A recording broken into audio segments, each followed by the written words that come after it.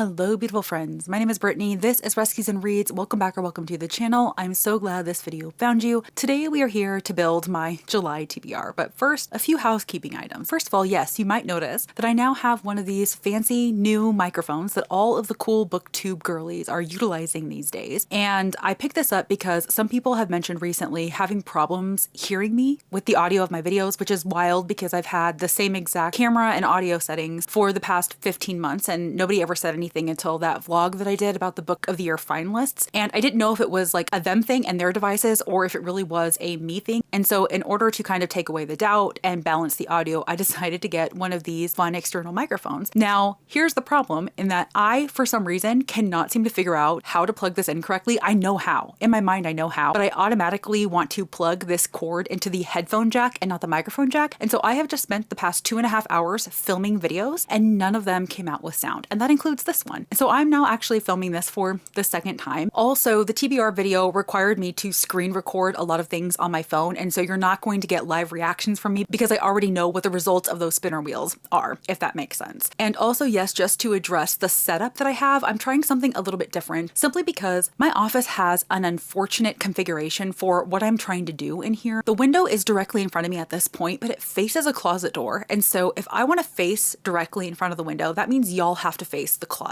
You know what I mean? So you don't get to see a lot of my bookcases. And I've been trying to avoid that. But the fact of the matter is that I really just want to utilize natural light in my videos when possible, even though I know that it can be really inconsistent and it can cause my videos to go super bright and super dim. I just like the overall look of it when I'm using natural lighting. And so I'm playing around with it. I'm playing around with this microphone because I haven't tested it out at all. This is the very first video that I'm really filming with it. So I don't know what the sound quality is going to be. I don't know if it's going to be too terribly loud. We're playing around with the new background. So this whole thing is going to be kind of a test. I'm going to film multiple videos in this location to see if it works, see what y'all think, but we're going to work with what we have. Now, something I did mention the first time that I filmed my TBR video is that I'm not necessarily entirely sure what my July TBR is going to look like just because I have been feeling slumpy, and that's not even necessarily with regard to my reading because I feel like for the most part, my reading has been pretty strong, but like other areas of my life, I'm feeling slumpy and that's affecting my reading. Not to mention I have been reading a lot of books that are kind of outside of my comfort zone or that I wouldn't normally pick up for the reading projects and challenges that I'm doing. And that's only going to get worse because I am going to embark on yet another year-long reading challenge. And you are going to find out more about that in just a second. But because of all that, I do feel like I am a little bit slumpy. And so recently I've been alternating audiobook listening with like podcast listening or watching true crime episodes and things like that. And I don't know if that's going to have too much of an effect on my July TBR. So while I do plan on pre-selecting all the books that I'm going to read in July, just like I do every single month when I play my TBR game and pull challenge prompts and things like that, there may come a point where I just have to kind of mood read the books for each prompt rather than the pre-selected books, if that makes sense. But before we get into building the July TBR, I do quickly have to run through how I did with June's TBR. So with regard to the mandatory reads, my Patreon book club pick was The Missing Half by Ashley Flowers, which I did successfully read. We also had to read Keep It in the Family by John Mars, which is part of the author read-along, and I did successfully do that. I didn't do a patron pick in June just because I knew June was going to be really, really crazy with the amazing readathon. I do plan on making up for that in this video because I'm going to do 2 patron picks. Again, I already know what they are because I've already spun the wheel and done all the things, but I will be making up for that in July, hopefully, assuming I don't go too terribly deep into a reading slump. Now, with regard to my TBR game, the first prompt that I landed on had me finishing a series, and for that, I ultimately ended up reading The Rebel Witch by Kristen Ciccarelli, which ended the Crimson Moth duology. Next, I had to read a bookseller recommendation. This typically requires me to go to a bookstore, and you know when they have like those placards under books that the individual booksellers in there recommend. I ultimately ended up selecting The Graveyard Shift by ML Rio, which I didn't end up loving. I ultimately ended up DNFing it. It's only a short novella, but I got like 20 pages into it and I just didn't care. I didn't care about it, so I just decided to DNF it. Then I drew a wild, and so I had to roll a die, and the number that I landed on caused me to have to watch somebody play their TBR game, and then I have to read a book corresponding to one of the prompts that they got in their TBR game. And luckily I was watching Brittany Love's Readings June TBR. She was playing her Timmy's TBR game, and she landed on a prompt that had her select One Golden Summer by Carly Fortune. That was actually a book already on my radar for June, and so not only did I get to steal the prompt, but I got to steal the book that she selected, and I did successfully read that. Next, I had to read a book with a name or number in the title, and for that I read The Reappearance of Rachel Price. Then I had to read 2 books that gave me spring vibes, and I didn't read the 2 books I originally had planned for this, but I did read Atmosphere by Taylor Jenkins Reid, which I do feel very much gives you like the summery spring vibes, and I also read The Amalfi Curse by Sarah Penner, and that definitely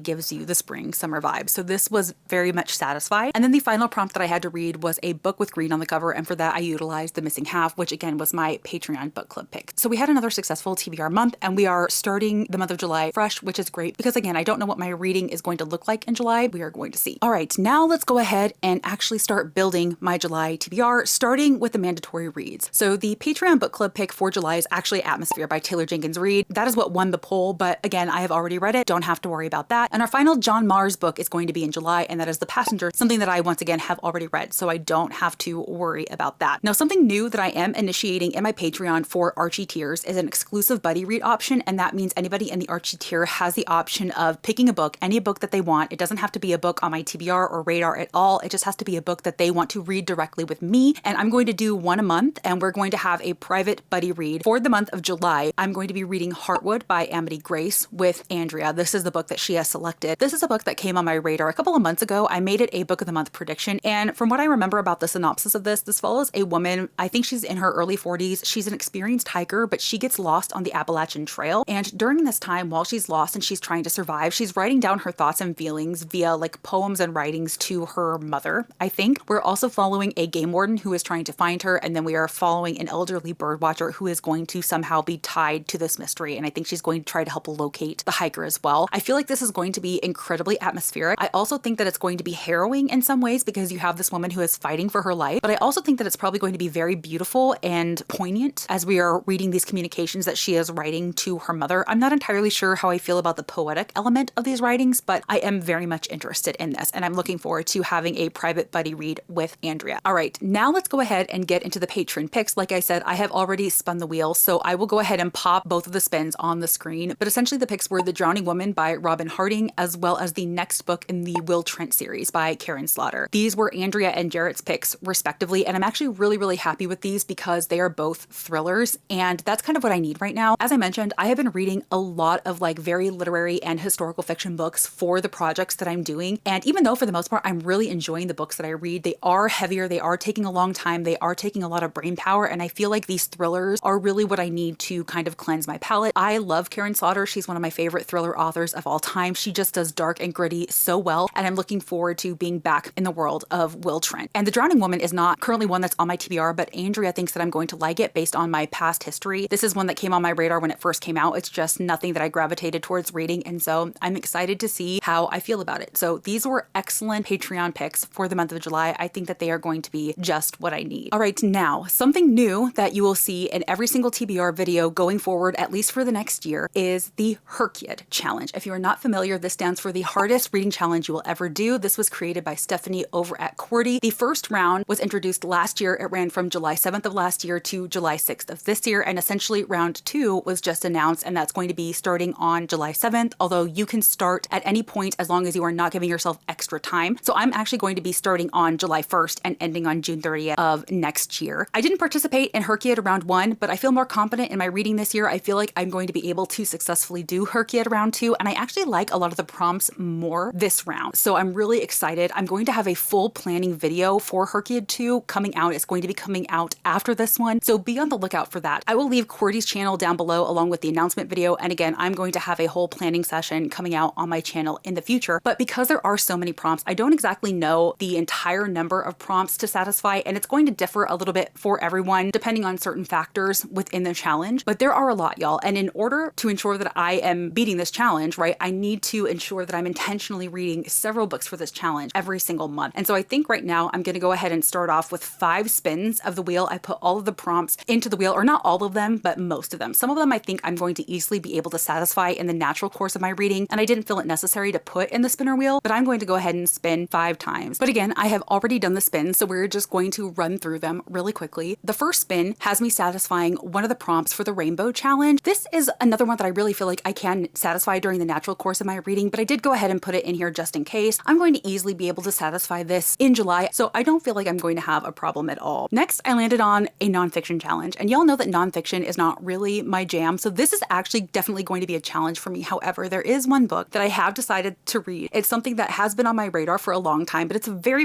intimidating because it's incredibly long, it's incredibly dense, but it is actually also going to satisfy another prompt for this challenge, and since it's been on my radar for a while, I was like, you know what, let's go ahead and do this, and I'm talking about Alexander Hamilton by Ron Chernow. This is obviously the biography that inspired the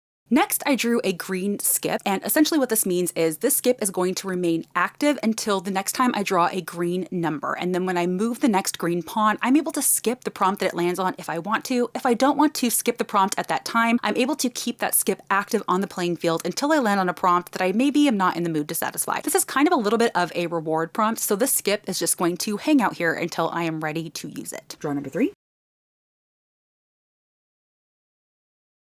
All right, and we got a reverse. And so this is a punishment. So the next time we draw a yellow card, my yellow pawn has to move backwards that many. And so this could be as little as 1, and it could be up to 9. So we could seriously lose progress with the yellow pawn. All right, next I drew a yellow reverse, and similar to the green skip, the yellow reverse has to kind of hang out until I draw a yellow number. Now, unlike the skip, the reverse is a punishment because I'm going to have to move the yellow pawn backwards, the number that I get. And unfortunately, because of this, if I draw a 1 or a 2, I'm not able to utilize that to get a yellow out of start. I have to move my yellow pawn backward. So the poor yellow pawn is going to be moving further away from his home base. Draw number 4.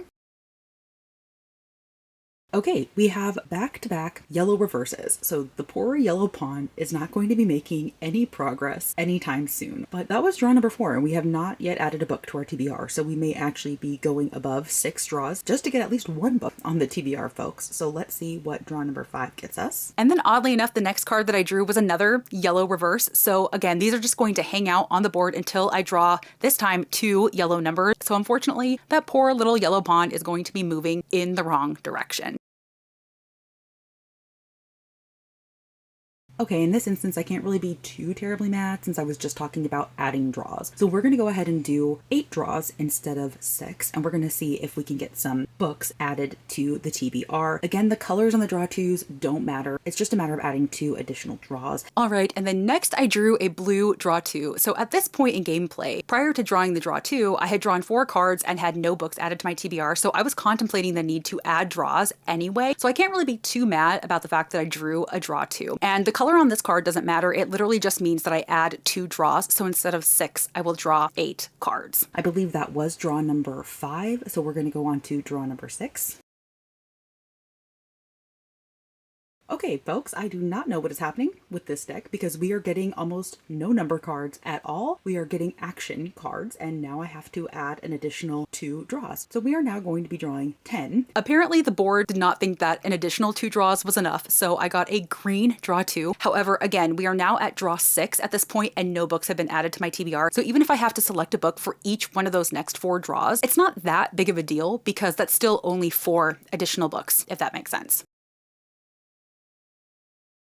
Okay, so we got another red 2, and this time I don't have any red pawns in start, so I'm going to have to find 2 books to satisfy whatever I land on. I have 2 active pawns on the playing field. One is right here, and one is across the board. If I move 2 here, that is going to land me on Romantasy, and if I land 2 on the other side, it is going to be Nature, and I think I'm going to do the Nature prompt because I have a very specific book that I have to read already in July that will satisfy this. So let me flip the board and we will move. It is quite difficult trying to move a board when you have a cat head in the way. I'm just saying, I don't know if you have tried it, but 10 out of 10 do not recommend. But we're going to go ahead and do 1, 2, and we're going to land with Nature on the cover. So I actually have to find 2 books to satisfy this, and I already have one in mind for sure, and I'm just going to have to find another one to satisfy that. And the next draw was actually another red and the number 2, but because all of my red pawns are out of start, I actually had to move forward 2. I had to find 2 books to satisfy the 1 prompt. I ultimately ended up selecting the prompt of reading a book with Nature in the title or on the cover because I knew that I was going to be reading Heartwood by Amity Grace, and that is actually going to work perfectly for this prompt. I also have to read another Book of the Year finalist in July that I think is going to satisfy this prompt very well, and that is This Tender Land by William Kent Kruger. This is another book that I find pretty intimidating because it's a bit outside of my comfort zone. It is historical fiction, and it's going to follow younger characters. I mean, like children. I'm not entirely sure how old they are. I think that they're probably maybe around the middle school, early high school age, and I don't love that. I don't love books set from the perspectives of children, and I'm really hoping that they're mature enough to give me a perspective that I can connect to. This is definitely a story that I've heard amazing things about. I think that it's going to be very beautiful, and it is kind of like a journey book as these boys kind of run away from their situation and head down the Mississippi, and it's all about the people that they encounter and the experiences that they get. So again, it's going to be set on the river outside. There's definitely going to be a lot of nature to this book, but it is not necessarily something that I would have ever picked up if it had not been for the Book of the Year finalists, and I'm just a little bit worried that it's going to be one of those stories that I'm not going to be in the mood for, I'm not going to connect with, and I'm going to DNF, but we are going to see. Like I said, I've heard amazing things about this book. I'm really, really hoping to love it, and I also am hoping to finish it so that I can also satisfy this nature prompt. Otherwise, I am going to have to find something different. Okay, I believe that was draw number 7 out of 10, so let's do draw number 8. All right, and then next I drew another reverse, but this time it was blue, thankfully, because that poor yellow pawn was already going to be going backwards a lot. So this blue reverse is going to hang out with the yellow reverse until I get a blue number card. Draw number 9. So instantly we have drawn our blue, so I'm actually going to take this blue guy and put him here as well. And that means we have to move a blue backwards 6. Now I do have this guy here in his safety zone, and he can technically move backwards because he's not in home base, but I don't want to do that. We have a blue pawn right over there. He is currently off screen. I'm just going to go 1, 2, 3, 4, 5, move the cat, and that says random color generator. So I'm going to have to use a random color generator and select a book with that color on it in order to satisfy this prompt. All right, and then thankfully the next draw was actually that blue number card. It was a 6. I moved backward 6, and that landed me on random color generator. So I will pop up here me actually using the random color generator. This landed me on the deep orange color, and for this I think I have the perfect book, King of Ashes by S.A. Cosby. This book is definitely very, very orange. I am very much looking forward to this book, y'all. I love S.A. Cosby so much. He is one of my favorite authors of all time, but I'm so nervous because a lot of my 2025 anticipated releases have been very big disappointments for me, and I'm really nervous that it's going to be the same with this one. Roman Carruthers left the smoke and fire of his family's crematory business behind in his hometown of Jefferson Run, Virginia. He is enjoying a life of shallow excess as a financial advisor in Atlanta until he gets a call from his sister, Nevaeh, telling him their father is in a coma after a hit-and-run accident. When Roman goes home, he learns the accident may not be what it seems. His brother Dante is deeply in debt to dangerous, ruthless criminals, and Roman is willing to do anything to protect his family. A financial whiz with a head for numbers and a talent for making his clients rich, Roman must use all his skills to try to save his family while dealing with a shadow that has haunted them all for 20 years, the disappearance of their mother when Roman and his siblings were teenagers. It's a mystery that Nevaeh, who has sacrificed so much of her life to hold her family together, is determined to solve once and for all. As fate and chance and heartache ignite their lives, the Carruthers family must pull together to survive or see their lives turn to ash. Because as their father counseled them from birth, nothing lasts forever. Everything burns. So this book just sounds like it's going to have the typical dark and grittiness that you are accustomed to seeing from S.A. Cosby, and I cannot wait. I really hope that this lives up to my expectations. So I am cautiously optimistic about this one. Archibald, as always, thank you for your absolutely phenomenal assistance. Okay, so if I have been counting correctly, I believe that this is our last draw, and hopefully it is kind to us because the board is getting a little bit chaotic with all of the active things that we have going on and an Archibald ear. So let's see what we get. This actually works out perfectly because with a 7, I can split a movement, and that means I can get this guy 1, 2, 3, 4, 5 into home base, and we are going to once again jump over the cat ear 1, 2. We're going to slide, and that is going to be blue on the cover. I know y'all can't see that, but you're just going to have to trust me because I do not want to have to move this board. It's just chaos when I try to do that because then he wakes up and he starts playing with the pawn. You came for the board game and you got the cat. I hope that that is still acceptable to you. So I think that we're going to go ahead and end this here, but I look forward to coming back next month and hopefully feeling a bit stronger about my reading capabilities. Even though we had 10 draws this round, they were still ultimately pretty kind to me overall. So I'm pretty thankful for that. All right. And then the final draw was another blue, this time the number 7. And a 7 actually allows me to split the moves. This worked perfectly because it allowed me to get one of my blue pawns safely into home base so that guy cannot be touched going forward. And then I moved the final 2 moves. It landed me on the slide. And since it was a blue slide, I was actually able to slide onto the prompt of reading a book with blue on the cover. So I'm going to go ahead and make this easy on myself and select A Woman Is No Man by Etaf Room to satisfy this prompt because that is a very blue cover. But in all honesty, there are so many books that have come out recently, primarily thrillers, that are very blue. Like the newest Lisa Jewell, Don't Let Him In, entirely blue. The newest Megan Miranda, I think it's called You Belong Here, almost entirely blue. I even think the newest Holly Jackson, her first adult thriller, is also blue. So like I said, I am not short of options for completely blue books, and these might be things that I get to naturally in July anyway, so I will easily be able to satisfy this. This is yet another thing that I'm actually actually going to be able to double up with HRCYED 4. I can actually use that for the Rainbow Challenge if I want to. Yeah, that actually worked out pretty perfectly as well. All right, everybody, that is it. That is my TBR for the month of July. I apologize if this seemed really rushed. Like I said, this was the second time filming this video, and the first time it took me over 40 minutes with all the wheel spinning and everything like that. And because my batteries are not at full strength, I wanted to make sure that I was able to get this in. If you've read any of the books that are on my TBR for July, please comment down below. Please also let me know if you are participating in HRCYED. I would love to know. Or if you've made it to the end of this video and you are not feeling chatty, go ahead and leave me a rainbow emoji in honor of HRCYED. And as always, if you like this video or if you just like me, please be sure to give it a big thumbs up and subscribe if you haven't already. I typically post 2 videos a week, one on Wednesdays, one on Sundays, and I would love to connect with you in any of those future videos. Y'all know how much I love interacting with you in the comments. It always makes my heart so happy when you decide to comment. But if you would prefer to connect with me outside of BookTube, you can always find links to my Goodreads, Instagram, and Patreon, as well as YouTube memberships down below, along with any books featured in the video. Until next time, y'all. Bye.